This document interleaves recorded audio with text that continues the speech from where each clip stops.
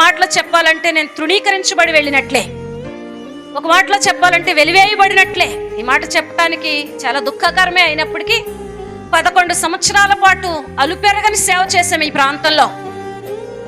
ఎంత కష్టం వచ్చినా వెనుతిరగని ఎన్నో పరిస్థితులు మేము ఎదుర్కొంటూ ముందుకెళ్ళాం. అయినా మా వెనక ఎవ్వరూ నిలబడలేదు.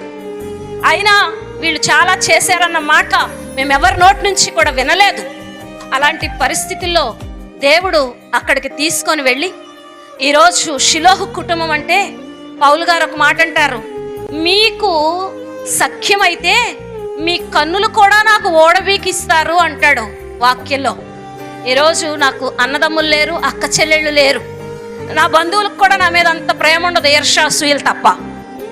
కానీ నన్ను ప్రేమించే కుటుంబాలని 2 కుటుంబాలను దేవుడిచ్చాడు. అది 1 వెదుళ్ళకుంట షిలోహు కుటుంబం, 2 అచ్చిపాలెం షిలోహు కుటుంబం. ఆనాడు పౌలు గారు అడిగారో లేదో నాకు తెలియదు, కానీ ఈరోజు నేను ఏది అడిగినా నా పిల్లలు నాకు ఇవ్వక మానరు. వాళ్ళ దగ్గర నుంచి నేను ఏం సంపాదించానంటే మీరు అనుకోవచ్చు పేదోళ్ళ మధ్య సేవ కదా, ఏమొస్తాయి, డబ్బులు వస్తాయా లేకపోతే బహుమానాలు వస్తాయా, అవి ఏమొస్తాయని. నిజంగానే అలాంటివి ఏమీ రావు, కానీ అద్భుతమైన ప్రేమ మాత్రం దొరుకుతుంది. అద్భుతమైనటువంటి ప్రేమను వాళ్ళ నుంచి నేను పొందగలుగుతా ఉన్నాను. ఎందుకంటే వాళ్ళు లేనిది ఏమీ లేదు, వాళ్ళు చెయ్యంది ఏమీ లేదు.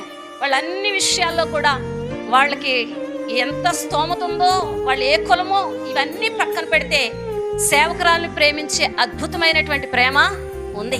ఆ ప్రేమకు నేను నిజంగా దేవునికి రుణస్తురాలనై ఉన్నాను. దేవునికి స్తోత్రం కలుగును గాక. హల్లెలూయా. నేను ఈ మాటలు ఎందుకు చెప్తున్నానంటే ఈ ఊరు వదిలేసి వెళ్ళిపోయి అక్కడ ఏం చేస్తుందని మీరు అందరూ అనుకుంటారు. ఈ ఊరు వదిలి వెళ్ళి అక్కడ ఏం సంపాదించిందని మీరు అనుకోవచ్చు. ఈ ఊర్లోనే మందిరం కట్టొచ్చు కదా అని మన వాళ్ళందరూ అడుగుతా ఉన్నారు. కానీ నేను అక్కడికి వెళ్ళి మనుషుల్ని సంపాదించుకున్నాను, అక్కడికి వెళ్ళి ప్రేమను సంపాదించుకున్నాను. దేవుడు నా పట్ల ఎన్నో కార్యాలు జరిగిస్తూ వచ్చారు. సేవా పరిచర్యను మొదలుపెట్టి మీ మధ్యలో ఎంతోమంది సాక్షులు ఉన్నారు. నాకు సమయం లేదు. ఆ చివరికి కూర్చున్నాడు నానిబాబు. మంచంలో ఉన్నప్పుడు